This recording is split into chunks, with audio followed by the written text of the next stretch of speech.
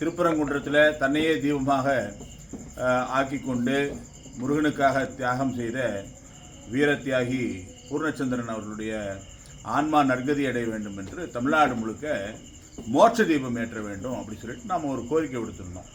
எல்லா அமைப்புகளும் சேர்ந்து இந்து முன்னணி, பாரதிய ஜனதா மற்றும் அனைத்து அமைப்புகளும் சேர்ந்து இந்த மோட்ச தீபம் ஏற்றணும் அப்படின்ற ஒரு முயற்சி எடுத்தோம். காவல்துறைக்கு உடனே ஒரு பயம் வந்தது. இந்த மோட்ச தீபம் ஒரு பெரிய பிரச்சனைக்குரிய விஷயமாக மாறிடக்கூடாது. ஏன்னா எது வேணாலும் செய்யலாம். தமிழ்நாட்டில் சட்டம் ஒழுங்கு கட்டுற மாதிரி என்னென்ன விஷயங்கள் செய்யலாம், போதை கடத்தலாம், என்ன வேணாலும் பண்ணலாம். மோட்ச தீபம் பிரச்சனை. உடனே இந்து முன்னணி பொறுப்பாளர்களை, மற்ற இயக்கத்தினுடைய பொறுப்பாளர்கள் எல்லாம் போய் வீடு தேடி போய் அவர்கள் எல்லாம் முன்னெச்சரிக்கை நடவடிக்கை கைது பண்ணியிருக்காங்க. பல இடங்களில் ப்ரிவென்டிவ் அரெஸ்ட், பல இடங்களில் கோவிலில் போய் தீபம் ஏற்ற போனால் தீபத்தோடு கூட்டிகிட்டு போய் வேனில் உட்கார வச்சு அங்கேருந்து கைது பண்ணி கொண்டு போயிருக்காங்க. நமக்கு புரிய மாட்டேங்குது.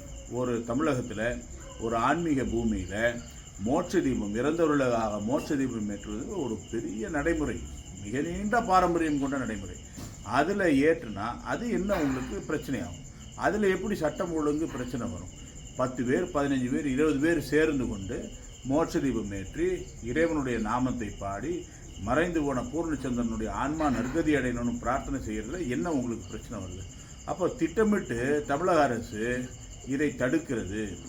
இதே சமயத்தில் இன்றைக்கு அதே திருப்பரங்குன்றத்தில் 4 பேர் கொண்ட 4 நபர்கள் திருப்பரங்குன்றத்தில் இருக்கக்கூடிய மலை உச்சியில் இருக்கக்கூடிய தர்காவில் இருக்கக்கூடிய கொடிமரத்தை சுத்தம் செய்யணும், அதாவது அங்கே கந்தூரி விழா, அதை சந்தனக்கூடு விழா நடத்துவதற்காக நோட்டீஸ் போட்டிருக்காங்க. அதை க்ளீன் பண்ணுறதுக்காக மேலே போகிறாங்க 4 பேர். அவங்க 4 பேரை அனுமதிப்பதில் எந்த விதமான பிரச்சனையும் கிடையாது. ஆனால் அங்கே இருக்கக்கூடிய மக்களை அனுமதிக்கல. மக்கள் திரண்டு அங்கே கேள்வி கேட்குறாங்க. இன்றைக்கி மக்கள் எழுச்சி வந்திருக்கிறது, கேள்வி கேட்குறாங்க.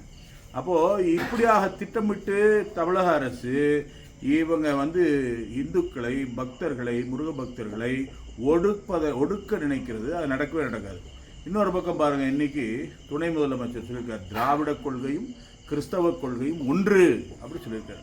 அப்போது இவர்கள் இந்துக்களுக்கெல்லாம் முதல்வர் கிடையாது, இந்துக்களுக்கான ஆட்சி கிடையாது, இந்து மக்கள் வாக்களிக்கணுங்கிற எண்ணமும் கிடையாது அவங்களுக்கு. அவங்களுக்கு யார் வேணும்? அவங்க ஆதரவாக, அவங்களுக்கு துணையாக, அவங்களுக்கு சப்போர்ட்டாக வைத்து கொண்டிருக்கிறார்கள்.